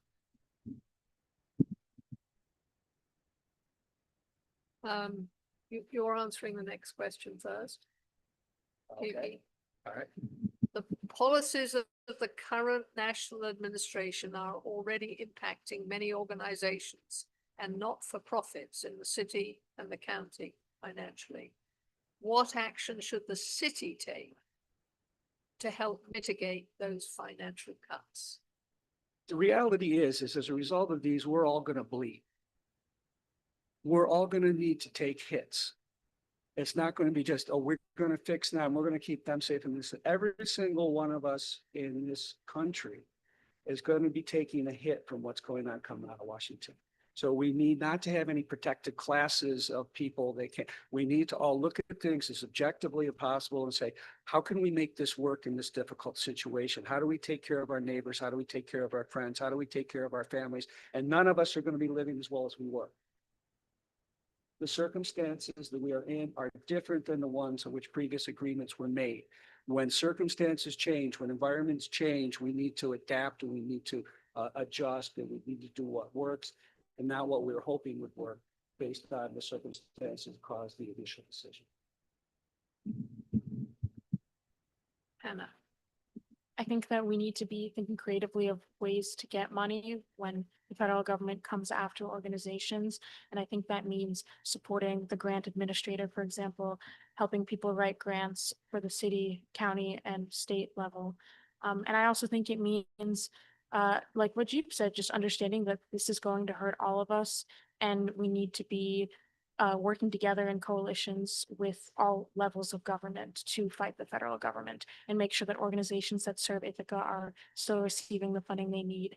We cannot respond to funding cuts by, getting rid of funding for organizations like Southside or GIAC, because these organizations make Ithaca run, they help our youth. So I think we need to just be prioritizing and thinking about ways to get money.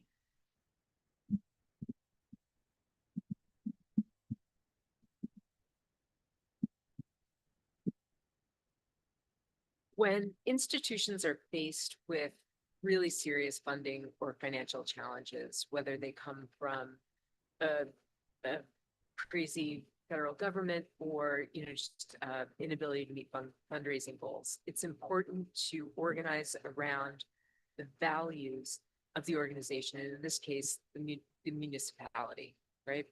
We have an opportunity here to get very, very, very clear about what we value and how we're going to be able to get more efficient about funding what we value. I think that a lot of that has to do with finding opportunities to double and triple, to leverage funding, basically, and by thinking creatively, like in addition to simply writing grants, right, which is just asking other people for money, right? And if there's no money to get, then that's a real limitation.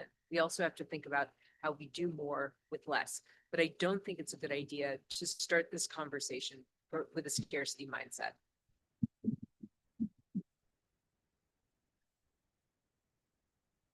So here's a somewhat different question. Who's going first?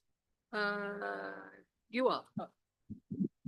If elected, what will you do to ensure that Ithaca's sidewalks and roads are safe for everyone? It's a good question. And I've been riding my bike up and down all of these roads in Ward 5, and I am so happy that I'm still alive to sit here today. This one's personal for me. The number one thing that we can do is add density, right? The number of people who are paying for each square mile of infrastructure makes a humongous difference on the wear and tear, the cost of repairs, and the repair schedule. The other thing that I think it's important to do is make sure that we take advantage of state programs, as long as they continue to exist, that help us with repairing our infrastructure. The last thing I would want to do is make sure that we empower city employees to do great work. I think that a lot of inefficiency comes out of overmanagement, micromanagement, and red tape within municipalities, and we're small. We can address that. We can make it easier to do a good job. GP.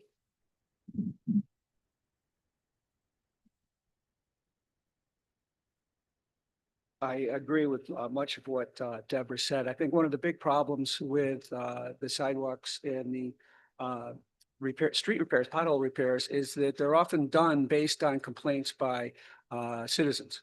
And a much more effective way to be doing it would be have our city staff go out and do surveys on the sidewalks and the potholes and be responsible for identifying the various classes of problem, 1, 2, 3, 4, and 5. The 5 have to be done today and the ones can get done in a year and a half. And it should be done and led by city employees, not citizens that complain the loudest. And that will improve it. And it fits in with listening to our line workers. The people doing the work know what's going on and know how to do it better. And like, for instance, shaving the concrete rather than tearing it up and redoing it. I know about how to identify dead concrete, and a lot of what we're replacing doesn't need it. Yeah. I agree with much of what Deborah said about density. I think increasing density makes it easier to address these problems. And I think that a lot of it is about efficiency. We've seen the same things being repaired for years and years, and nothing seems to be happening. I think it's about supporting the workers who are doing it, speaking with them, seeing what they need, and then addressing these problems. And having direct lines of communication with both workers and constituents living in Ward 5 so we can address these problems, because I've heard a lot of Ward 5 constituents complain about, roads, sidewalks, but they're not complaining to their city officials. So people need to feel like their city officials are in a direct line of communication with them so they can say what they need done, and we can do it as quickly and efficiently as possible.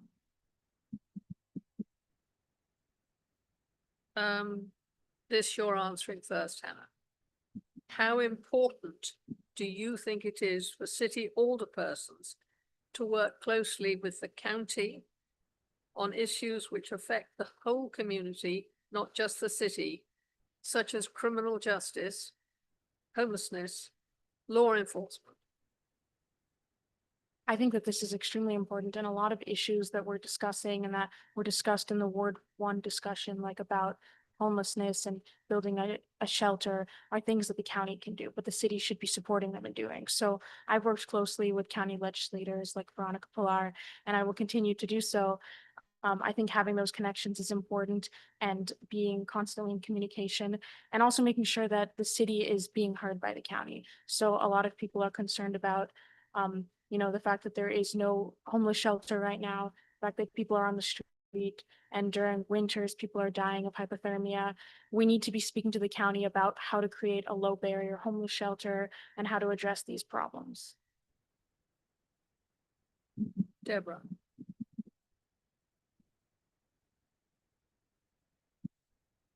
Collaboration is crucial because city and the county have very different roles, right? So in a scenario like an unhoused population, right? You cannot simply house people without collaboration from the city who takes care of all the social services, right? That the way that we collaborate needs to improve vastly. I thought that Jorge did a great job of talking about that in the Ward 1 and in the Ward 1 debate as well.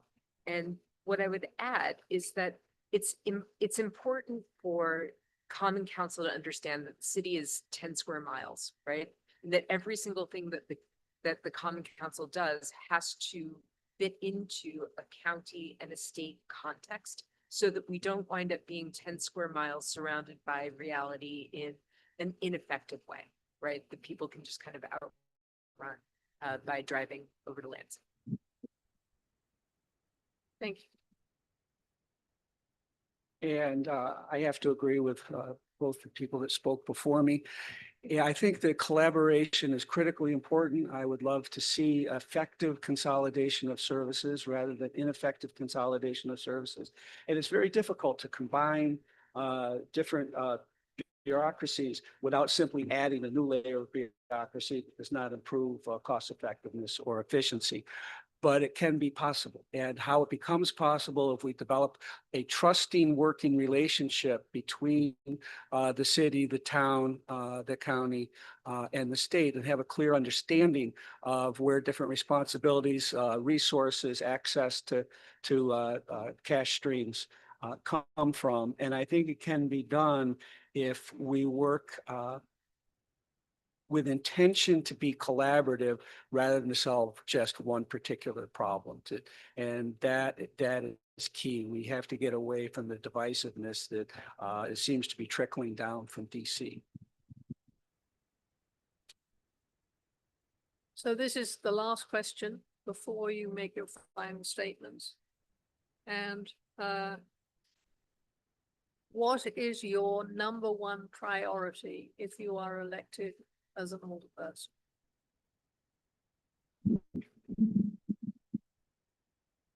Zoning reform. Single most effective thing that can happen is zoning reform. Zoning reform that is climate informed, that handles the problems that we're having with flood mitigation, that is that gives the waterways of Ithaca a chance, a voice, right, in our planning, that plans for more density. The most important thing that we can actually be building is density. So you brought up Elmira Jeep, right? Like, so Elmira's density is like something like 2,500 people per square mile, excuse me. And Ithaca's is closer to 6,000. That density is what makes our schools work. It's what makes our roads work to the degree that they do. It's what makes the tax base, right? Building density is what makes us walkable. It's what makes green infrastructure possible. And it's what makes us a delightful place to live. GP. Yeah, Yeah. sorry about that. I'm a systems thinker. Deborah mentioned she is, I am, I always have been, whether I'm doing my work as a therapist or whether I'm running a factory. And I don't think it makes sense to address a problem. The big thing we have to do is to develop our ability to work more cooperatively and in a more informed fashion with people from all the various backgrounds that we have. Some of the critical things, one, as far as the homelessness issue goes, I think it's important to know that I've already gone to a minute and a half.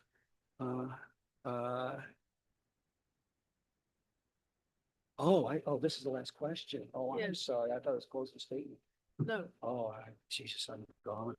I'm going to go on with the homelessness. It's very important to realize that there's two different populations that are homeless. One that are economically challenged, and the others that have addiction and mental health issues.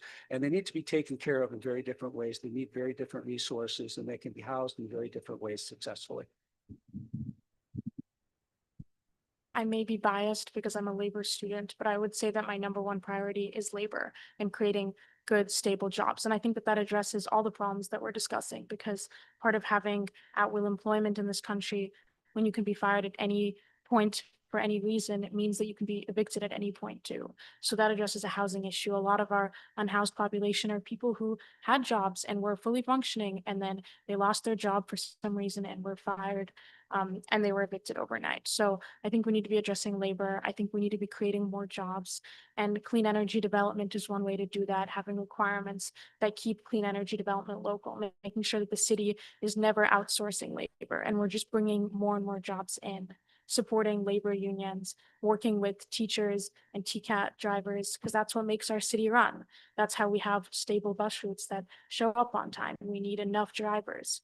So I think that all these problems kind of come down to making sure that jobs are well-paying, unionized, and we're supporting workers and working families as much as possible. Thank you. And now it is closing statement time. And we start with Hannah, then you, GP, and then Deborah. Okay, well, thank you for being here.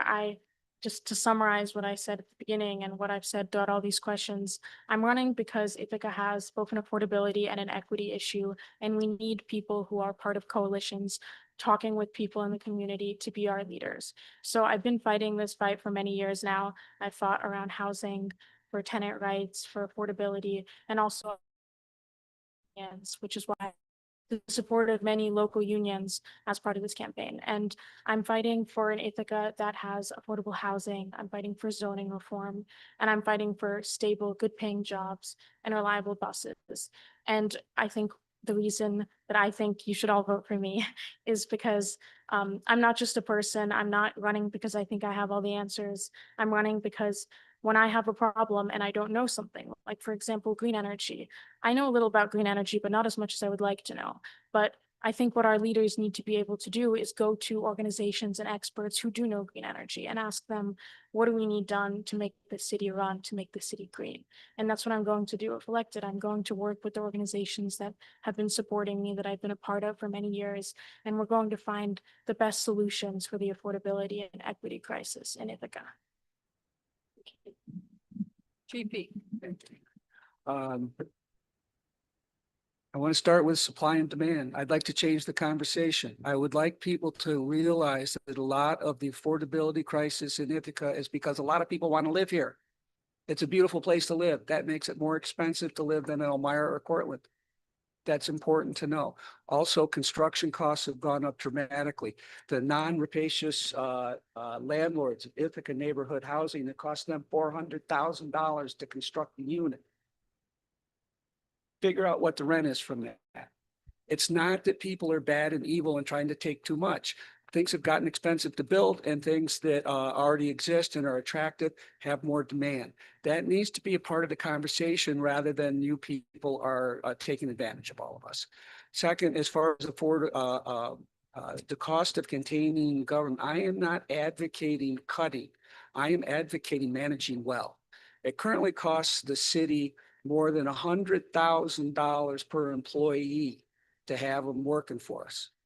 That's a lot of money. We need to figure out where it's, and a lot of that has to do with benefits were made based on a certain set of assumptions that didn't turn out that way. And when things don't turn out the way you were hoping when you made your decisions, you got to change. You got to make things work. And you either deal with it this year or you deal with it in 3 years when it's a lot worse. You got to manage well. You got to manage based on what's happening. We are in a crisis coming out of DC. It's going to require effective, rapid management. And that is going to be better done by people who have experience dealing with difficult times and difficult situations where people are going to be hurt. I have a lot of experience doing that, unfortunately. I think we have failed to successfully transition to a good city management form of government. And I think that needs to be come from the Common Council and the mayor to give the leadership to the city manager so she can be successful.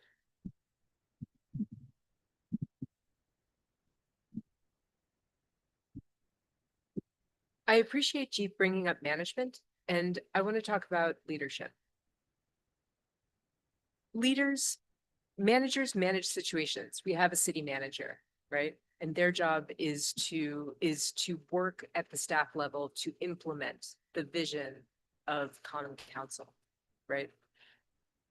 I think that it's really important at a time when we are being threatened financially and physically and existentially, it feels like, right? To have a positive, growth-oriented vision of where we want to go and take incremental, positive, relentless steps toward that vision. We're at a real inflection point, right? This moment is scary. Our own waterways, the federal government, a bunch of macroeconomic factors that you've laid out, right? Like these are all putting us into a pressure cooker, right? And we can either take this moment and we can use it to go where we want to go in a way that is collaborative and effective and positive, or we can react. And what I'm worried about is reacting to this moment and letting this town hollow out. I feel like we can really come together and meet this moment in a way that makes a beautiful Ithaca for tomorrow, in the next day, the day after that. That's what I'm thinking about. Thank you very much. Thank you, all three of you. Thank you for the audience coming and listening and for all your questions. Another big shout out for GIAC. I see Leslie.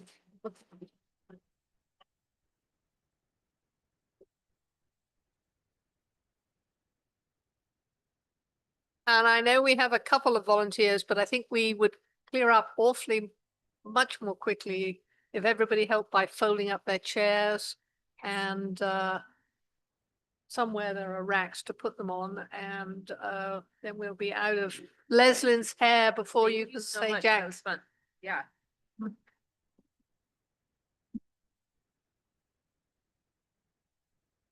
So,